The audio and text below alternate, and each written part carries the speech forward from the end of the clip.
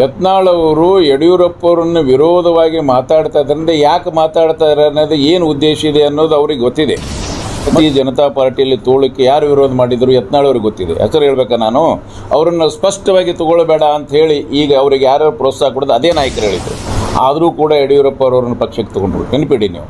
So ಅದಕ್ಕೆ ಯತ್ನಾಳ್ ಅವರು ಅರ್ಥ ಮಾಡ್ಕೋಬೇಕು, ನಾವು ಯಾಕೆ ಪಕ್ಷ ಬಿಟ್ಟು ಹೋಗಿದ್ದೆ, ಪಕ್ಷದಲ್ಲಿ ಬರುವಾಗ ನನ್ನನ್ನು ನಾನೇ ಯತ್ನಾಳ್ಗಳ ಜೊತೆ ಮಾತಾಡಿದ್ದೀವಿ, ಹ್ಯಾಂಗರ್ ಮಾಡಿ ನನ್ನನ್ನು ತೊಗೊಳ್ಳಿ ಅಂತ ವಿನಂತಿ ನನಗೇ ಮಾಡಿಕೊಂಡಿದ್ದಾರೆ. ಅವರು ಶಿಷ್ಯರಾದ ಆರ್ ಪಾಟೀಲ್, ರುದ್ರಗೌಡ ಪಾಟೀಲ್ ನನ್ನ ಕಡೆ ಬಂದಿದ್ದಾರೆ, ನನ್ನ ಮನೆಗೆ ಬಂದಿದ್ದಾರೆ, ನಾನೇ ಕರ್ಕೊಂಡು ಹೋಗಿದ್ದೀನಿ ಯತ್ನಾಳ್ ಅವರಿಗೆ ಯಡಿಯೂರಪ್ಪ ಅವ್ರ ಮನೆಗೆ. ಪಕ್ಷದಲ್ಲಿ ಹಿರಿಯ ನಾಯಕರಿಗೆ ಏನಾದರೂ ಹೇಳಿ ನೀವು ಮೋದಿಯವರಿಗೆ ಓಟ್ ಹಾಕಿ, ಮೋದಿಯವರಿಂದ ದೇವಸ್ಥಾನ ಬರುತ್ತೆ, ಇವ್ರ ಮುಖ ನೋಡಿದ್ರೆ ಓಟ್ ಬರಲ್ಲ ಅನ್ನೋದು ಒಬ್ಬ ಪಕ್ಷದ ಕಾರ್ಯಕರ್ತನಾಗಿ ಹೇಳೋದು ಒಳ್ಳೆಯದಲ್ಲ.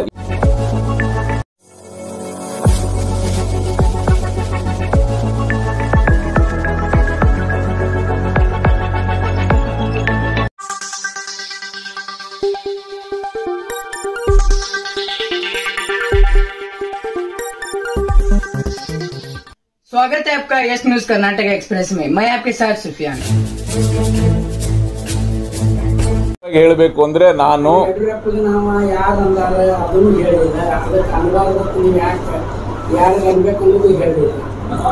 ಮಗ ಮಂದಿರ ಯಾಕಿರ್ತದೆ,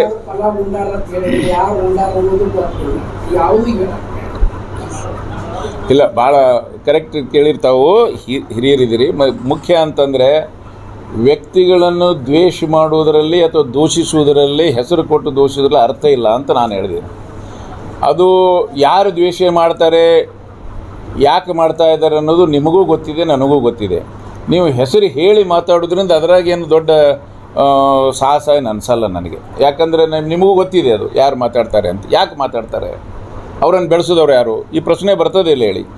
ಅದಕ್ಕೆ ಅವರು ಪದೇ ಪದೇ ಯಡಿಯೂರಪ್ಪ ಮತ್ತು ವಿಜಯೇಂದ್ರ ಅವರನ್ನ ತಗೋತಾ ಇದ್ದಾರೆ, ಏನು ಹೇಳ್ತಾರೆ?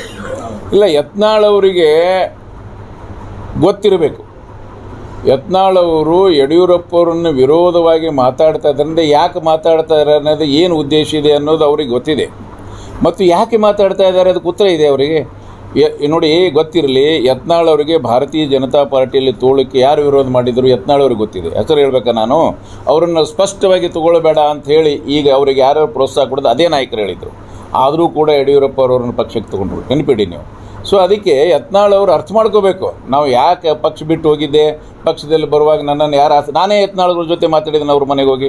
ಯತ್ನಾಳ್ ಅವರು ನಾನು ಕೂತಿದ್ದೀವಿ, ಹ್ಯಾಂಗರ್ ಮಾಡಿ ನನ್ನನ್ನು ತೊಗೊಳ್ಳಿ ಅಂತ ವಿನಂತಿ ನನಗೇ ಮಾಡಿಕೊಂಡಿದ್ದಾರೆ. ಅವರು ಶಿಷ್ಯರಾದ ಆರ್ ಪಾಟೀಲ್, ರುದ್ರಗೌಡ ಪಾಟೀಲ್ ನನ್ನ ಕಡೆ ಬಂದಿದ್ದಾರೆ, ನನ್ನ ಮನೆಗೆ ಬಂದಿದ್ದಾರೆ, ನಾನೇ ಕರ್ಕೊಂಡು ಹೋಗಿದ್ದೀನಿ ಯತ್ನಾಳ್ ಅವರಿಗೆ ಯಡಿಯೂರಪ್ಪ ಅವ್ರ ಮನೆಗೆ. ಅದು ಗೊತ್ತಿದೆ. ಅದನ್ನೆಲ್ಲ ಈಗ ಏನಿದೆ, ಈಗ ಇಲೆಕ್ಷನ್ ಇದೆ, ಇಲೆಕ್ಷನ್ನಲ್ಲಿ ಮೋದಿಯವರಿಗೆ ಓಟ್ ಹಾಕಿ, ಪಕ್ಷದಲ್ಲಿ ಹಿರಿಯ ನಾಯಕರಿಗೆ ಏನಾದರೂ ಹೇಳಿ ನೀವು ಮೋದಿಯವರಿಗೆ ಓಟ್ ಹಾಕಿ, ಮೋದಿಯವರಿಂದ ದೇವಸ್ಥಾನ ಬರುತ್ತೆ, ಇವ್ರ ಮುಖ ನೋಡಿದ್ರೆ ಓಟ್ ಬರಲ್ಲ ಅನ್ನೋದು ಒಬ್ಬ ಪಕ್ಷದ ಕಾರ್ಯಕರ್ತನಾಗಿ ಹೇಳೋದು ಒಳ್ಳೆಯದಲ್ಲ. ಇವತ್ತು ನಾನು ಸಾಮಾನ್ಯ ಕಾರ್ಯಕರ್ತನಾಗಿದ್ದೀನ, ನನಗೆ ಯಾವ ಪೋಸ್ಟ್ ಇಲ್ಲ, ಅದರ ಅರ್ಥ ನಾನು ಸುಮ್ಮನೆ ಹೇಳೋದು ಯಾರಿಗಾದರೂ ಅಂತ ಅನ್ನೋದು ನನ್ನ ಭಾವನೆ. ಅದು ಗುರುಗಳು ಹೇಳೋದು ಹೆಸರು ತಗೊಳ್ಳಿ ಅಂತ ಅವರಿಗೂ ತಿಳಿದಿದೆ, ನನಗೂ ತಿಳಿದಿದೆ, ನಿಮಗೂ ತಿಳಿದಿದೆ. ಆದರೆ ಇದರಿಂದ ಏನು ಇದು ಆಗಲ್ಲ. ಎಸ್ ಸರಿ.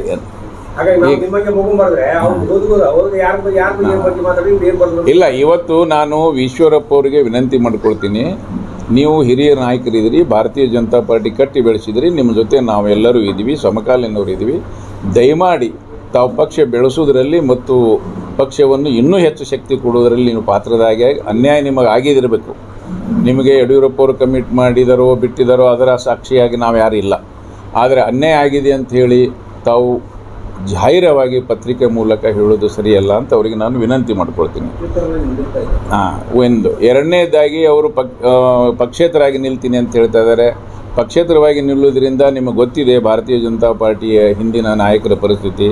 ಅದಕ್ಕೆ ತಾವು ಆ ರೀತಿ ಒಂದು ಎಮೋಷನಲ್ ಡಿಸಿಷನ್ ತೊಗೊಳ್ಬೇಡಿ. ನೀವು ನಮ್ಮ ಹಿರಿಯ ನಾಯಕರಿದ್ದೀರಿ, ನಿಮಗೆ ನಾನು ವಿನಂತಿ ಮಾಡ್ಕೊಳ್ತೀನಿ, ದಯಮಾಡಿ ನೀವು ನಮ್ಮ ಜೊತೆಯೇನಿರಿ, ಪಕ್ಷ ಬೆಳೆಸೋನು ಭವಿಷ್ಯ ಕಾಂತೇಶಿಂದ ಇದ್ದೇ ಇದೆ ಪಕ್ಷದಲ್ಲಿ.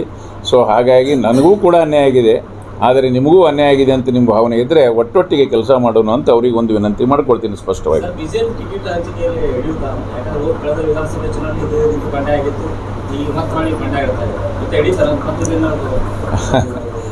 ಕಳೆದ ವಿಧಾನಸಭಾ ಚುನಾವಣೆಯಲ್ಲಿ ಗೊಂದಲ ಆಗಬಾರ್ದು ಅಂತ ಈ ಸಲ ಯಡಿಯೂರಪ್ಪ ಅವರು ಸ್ಪಷ್ಟವಾಗಿ ಹೇಳಿದ್ದಾರೆ. ಈ ಸಲ ನೀವು ದಯಮಾಡಿ ಗೊಂದಲ ಮಾಡಬೇಡಿ, ನಾವು ತೀರ್ಮಾನ ತೊಗೊಳ್ತೀವಿ. ಇದ್ದವರನ್ನೇ ಅವರು ನೀವು ಪತ್ರಿಕೆಯಲ್ಲಿನೂ ನಾನು ಓದಿದ್ದೀನಿ, ಹೇಳಿದರು ಕೂಡ ಅವರು.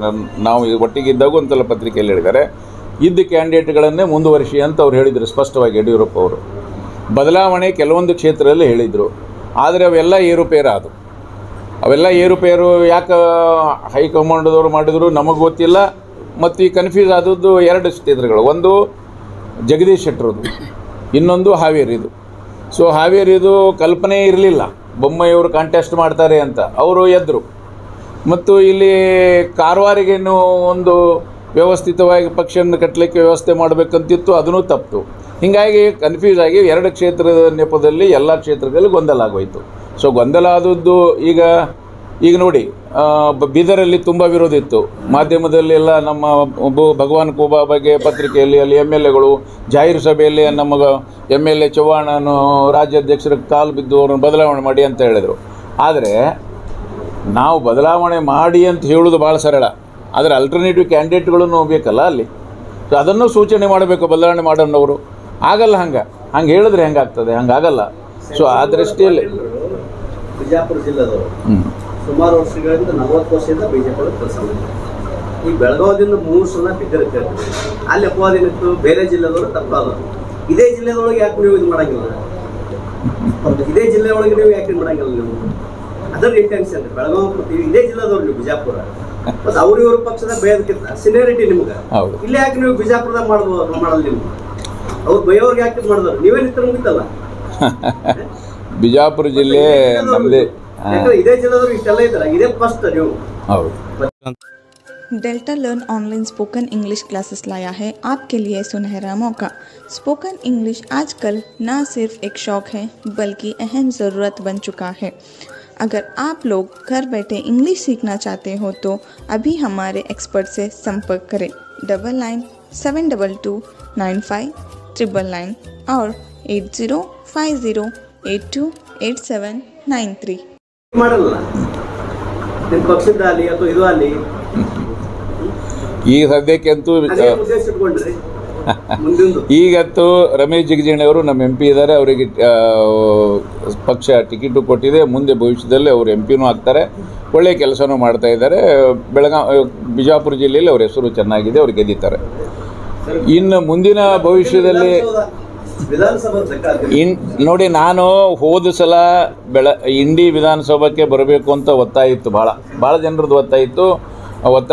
ಮತ್ತು ಇವರು ವಿಜಯಗೌಡರು ಮಾತಾಡಿದರು. ನಾನು ಅವಾಗ ವಿಜಯಗೌಡರಿಗೆ ಹೇಳಿದೆ, ಒಂದಾಲುಗೂ ಹೇಳಿದೆ, ನೋಡ್ರಿ ನಾನು ಬೆಳಗಾವಿ ನನ್ನ ಕರ್ಮಕ್ಷೇತ್ರ, ಅಲ್ಲಿ ನಾನು ಭಾಳ ಹತ್ತಿರದಲ್ಲಿ ಬಿದ್ದಿದ್ದೇನೆ, ಅಲ್ಲೇ ನಾನು ನಿಲ್ಲಬೇಕಂದೆ. ಅಲ್ಲಿ 2018ರಲ್ಲಿ 2013ರಲ್ಲಿ ನನಗೆ ನಮ್ಮದೇ ಆದ ಒಂದು ಪಕ್ಷದಿಂದ ನಾನೇ ಬ್ಯಾಡ ಅಂದೆ ಟಿಕೆಟು. ಪಾರ್ಲಿಮೆಂಟ್ ಕೇಳಬೇಕು ಅಂತ 18ಕ್ಕೆ ನಾನು ಬ್ಯಾಡ ಅಂದೆ. ನಾನೇ ಇನ್ಚಾರ್ಜ್ ಇದ್ದೆ ಬೆಳಗಾವಿ ಮಹಾನಗರ.